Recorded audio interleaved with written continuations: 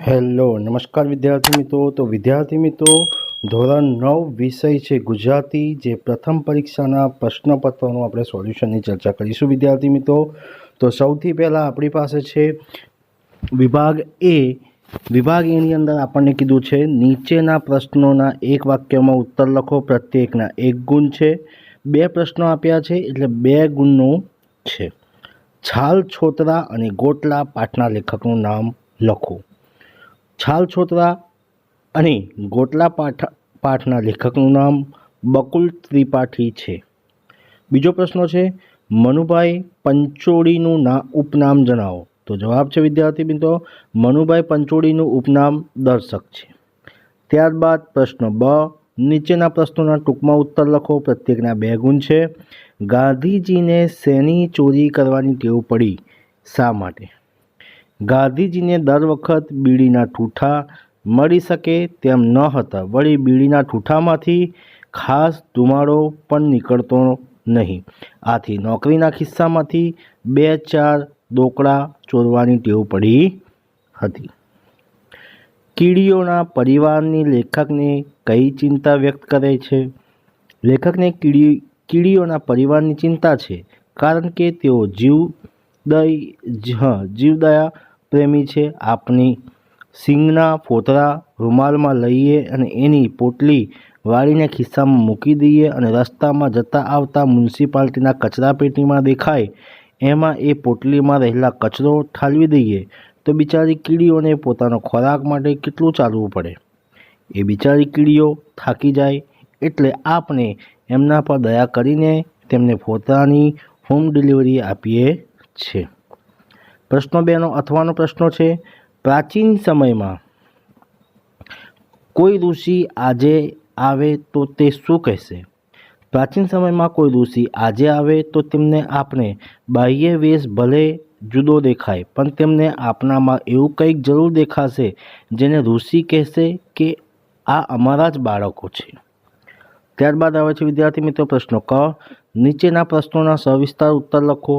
ગોપાળ બાપા પાઠના આધારે સયાજીરાવ ગાયકવાડનો પરિચય આપો। સયાજીરાવ ગાયકવાડ ગોપાળ બાપા સાથે વાતો કરતાં કરતાં ચાલતા હતા, ત્યારે જ સયાજીરાવ ગાયકવાડ ગોપાળ બાપાને પારખી લીધા હતા।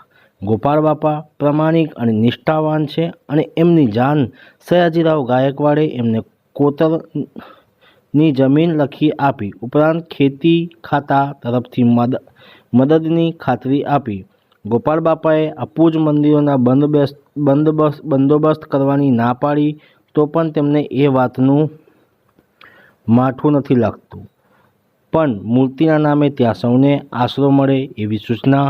ગોપાળ બાપાના ગુરુ માંડાણ ભગત વિશે જાણવું કુતૂહલ જાગે છે।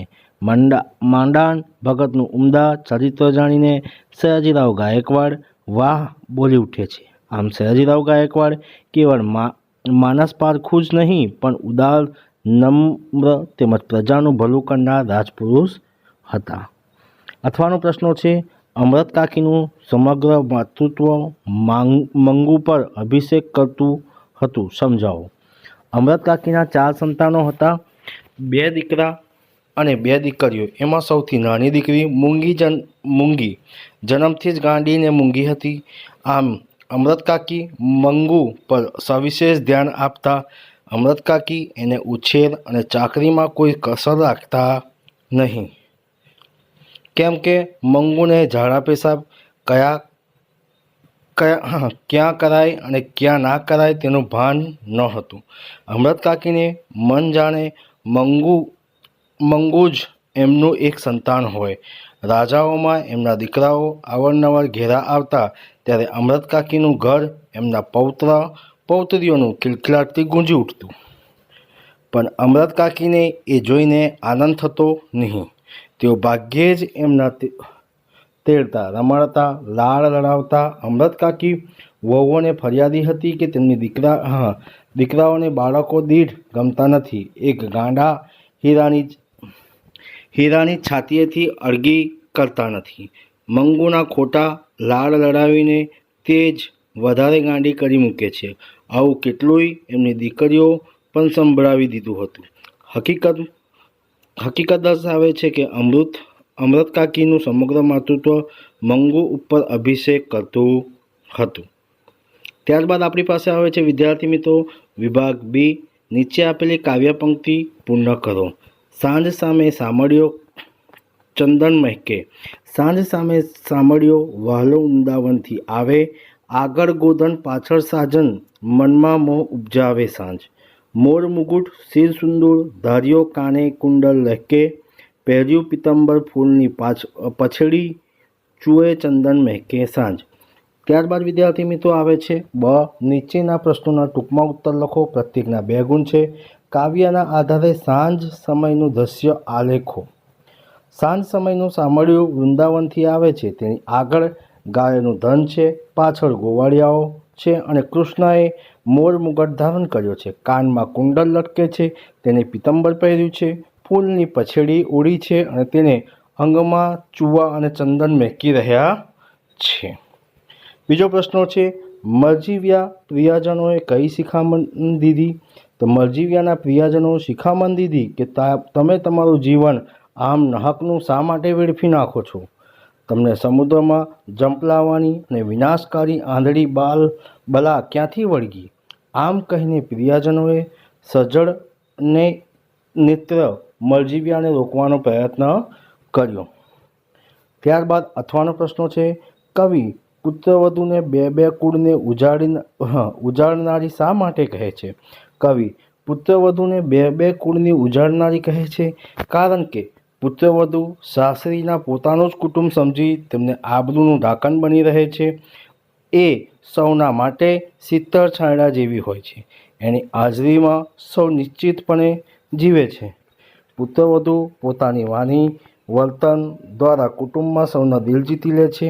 એ સૌનું હૂંફ આપે છે, જીવતરમાં નિરંતરનો અનુભવ કરાવે છે. આથી કવિએ આવી સુશીલ પુત્રવધૂને પિયર અને સાસરી એમ 2 કુળની ઉજાડનારી કહે છે. નીચેના પ્રશ્નો સવિસ્તાર ઉત્તર લખો. કૃષ્ણનું રૂપ મહાશુભકારી છે એમ કવિ શા માટે કહે છે? સાંજના સમયે વૃંદાવનથી આવતા શ્રી કૃષ્ણ રૂપ મનને મોહ પામાડનાર છે. કૃષ્ણ મસ્તક પર મોર મુગટ ધારણ કર્યો છે, એમના કાનમાં કુંડળ ઝૂલે છે, શરીર પિત્તંબર અને ફૂલની પછેડી પહેર્યું છે. ફૂલની પછેડી ચૂવાઓ ચંદનની સુગંધથી મહેકે છે. તારામંડળમાં સસિયાર શોભે, સુવર્ણ અલંકારમાં જડેલી હીરાઓ ઝગમગે. એક ગોવાળોના વૃંદની વચ્ચે ગિરધર શોભી રહ્યા છે. કૃષ્ણનું આ મનમોહક રૂપ કવિના હૃદયમાં વસી ગયું છે. એમને મળવા તેમનું મન વેગથી દોડ્યું છે. કૃષ્ણે એમની વહાલથી આલિંગન દીધું છે અને એમનું મન કૃષ્ણ મુખ સૌંદર્ય પર વળી ગયું. આથી કવિ કહે છે કૃષ્ણનું રૂપ મહાશુભકારી એટલે કલ્યાણકારી છે. અથવામાં પ્રશ્નો છે વિદ્યાર્થી મિત્રો કામ કરે એ જીતે. કાવ્યમાં વ્યક્ત થતું મહેનતાનું મહત્ત્વ તમારો શબ્દોમાં લખો. કામ કરે એ જીતે કાવ્યમાં કવિ મહેનતાનું મહત્ત્વ સમજાવ્યું છે. ભારત વિશાળ દેશ છે, એનો વિકાસ કરવો હોય તો સાથે મળીને મહેનત કરવી પડશે. ભારત કૃષિપ્રધાન દેશ છે, આથી સૌપ્રથમ ખેતર ખેડીને સીમને સોહમણી કરવાની છે. નદીઓને જોડીને એના નીર ભારતના ખૂણે ખૂણે પહોંચાડવાના છે. એટલે જ ભારત દેશ એમની પ્રજા પાસે સામૂહિક મહેનતાની અપેક્ષા રાખે છે. હાથમાં ત્રિકમ ને કોદાળી લઈ ખેતરો ખેડવાના છે અને ઘર ઘરમાં રેંટિયા ચલાવવાના છે. પ્રજાના હૈયામાં ખમીર હશે તો તેઓ પોતાના બાવડાને બળ માત્ર ભારત દેશને જ નહીં સમગ્ર વિશ્વના ચહેરો બદલી શકશે. દરેક વ્યક્તિ સ્વાવલંબી થવાનું છે અને મહેનત કરીને પોતાનું સ્વમાન જાળવવાનું છે. જે મહેનત કરે છે તે જ જીતે છે. તેની મહેનતાનાનો જય જયકાર થાય છે. ત્યારબાદ વિદ્યાર્થી મિત્રો વિભાગ સી છે. વિભાગ સીની અંદર કીધું છે માગ્યા પ્રમાણે ઉત્તર લખો. નીચે આપેલા શબ્દોની જોડણી સુધારો ને લખો. સામળ્યો તો લાલ અક્ષરથી સાચી જોડણી લખેલી છે. ઇતિહાસ એ પણ લાલ અક્ષરથી સાચી જોડણી લખી છે. ત્યારબાદ નીચે આપેલા શબ્દોને છૂટા પાડી ધ્વનિ છૂટા પાડો. અંગરક્ષક તો અહીંયા પણ વિદ્યાર્થી મિત્રો તમને છૂટા પાડીને આપેલા છે. નીચેના વાક્યમાં ઘાટા અક્ષરે છાપેલી સંજ્ઞાનો પ્રકાર જણાવો. તો મૌન, તો એનો સંજ્ઞાનો પ્રકાર છે ભાવવાચક. જરાક સ્મિત કરીને મૌન જ ધારણ કરે છે, એટલે મૌન એ ભાવવાચક સંજ્ઞા છે. નીચેના વાક્યમાંથી વિશેષણ શોધી તેના પ્રકાર લખો. સુખ દુઃખની કરતા વાત મને કેવી વિસરે. સુખ દુઃખની એટલે કે સંબંધવાચક. નીચે આપેલા શબ્દોની સંધિ જોડો. ચિંતાતુર, ચિંતા વત્તા આતુર. સ્વ ઈચ્છા, સ્વેચ્છા. ફરક શબ્દોનો સાચો સમાનાર્થી લખો. તફાવત. નાસવું, ધાતુને ઠ પ્રત્યે લગાવીને નવા શબ્દો બનાવો. નાઠો. નીચેના વાક્યમાંથી સર્વનામ શોધીને લખો. છતાં અહીંયા પરંપરા અતૂટ રહી છે અહીંની. 9મો પ્રશ્ન છે આત્માની ગુલાબી, કોવડી. રૂઢિપ્રયોગનો સાચો અર્થ શોધીને લખો. આનંદ થવું, જ્ઞાન થવું, કાં તો આત્માનું તેજ ઝળહળવું. તો સાચો જવાબ છે આત્માનું તેજ ઝળહળવું. શબ્દો સમૂહ માટે એક શબ્દ. બારસા ખણા, ઉપલા લાકડા આગળ રહેતો છેડો એટલે ટોડલો કહેવામાં આવે છે. ત્યારબાદ વિદ્યાર્થી મિત્રો આપણી પાસે આવે છે વિભાગ બી. વિભાગ બીની અંદર કીધું છે નીચે આપેલા પંક્તિઓનો વિચાર વિસ્તાર કરો. પુરુષાર્થ વિના પ્રાબદ્ધ પાંગડું. આ પંક્તિ આપણે જીવનની એક અતિ મહત્ત્વની વાત સમજાવે છે. નસીબ કે ભાગ્ય પોતાને મેળે ફળ આપતું નથી. આપણે જે કંઈ પણ પ્રાપ્ત કરીએ છીએ તેના મૂળમાં આપણે પુરુષાર્થ, આપણી મહેનત અને આપણા પ્રયત્નો રહેલા હોય છે. ઘણીવાર લોકો એમ માને છે કે ભાગ્ય હશે તો મળશે, પણ આ માન્યતા ખોટી છે. માત્ર ભાગ્યની ભરોસે બેસી રહેવાથી કોઈ પણ કાર્ય સિદ્ધ થતું નથી. જો આપણે સખત મહેનત નહીં કરીએ તો ભાગ્ય પણ આપની મદદ કરી શકશે નહીં. જેમ કે ખેડૂત ખેતરમાં બીજ વાવ્યા વિના મળતા વરસાદની રાહ જુએ તો તેને પાક મળશે નહીં. એ જ રીતે વિદ્યાર્થી પરીક્ષાની તૈયારી કર્યા વિના માત્ર નસીબના ભરોસે બેસી રહે તો સફળ થઈ શકશે નહીં. આપણે જોયું છે કે ઘણા લોકો ખૂબ મહેનત કરે છે અને તેમને જીવનમાં સફળતા મળે છે. ભાગ્યનો સાથ તેમને ત્યારે જ મળે છે જ્યારે પુરુષાર્થ સીડી ચડે છે. પુરુષાર્થ એ ભાગ્યરૂપી ગાડીને ચલાવનારું બળ છે. જ્યારે આપણે પરિશ્રમ કરીએ છીએ ત્યારે આપણું ભાગ્ય આપણી તરફેણમાં કામ કરે છે. આમ આપણા નિષ્ક્રિય થઈને ભાગ્ય પર આધાર રાખવાને બદલે સક્રિય બનીને મહેનત કરવી જોઈએ. યાદ રાખો, પુરુષાર્થ એ સફળતાની ચાવી છે અને પુરુષાર્થ વિના એ ભાગ્યનો કોઈ અર્થ નથી. અથવામાં છે વિદ્યાર્થી મિત્રો. કડવા હોય લીમડા પણ શીતળ એની છાયા. બાંધવ હોય આંબોલોડા તો પણ પોતાની બાયા. આ પંક્તિ કુટુંબના ભાઈ બહેનો સંબંધોનું મહત્ત્વ સમજાવે છે. અહીં લીમડાનું ઉદાહરણ આપીને ખૂબ સુંદર રીતે વાત રજૂ કરવામાં આવી છે.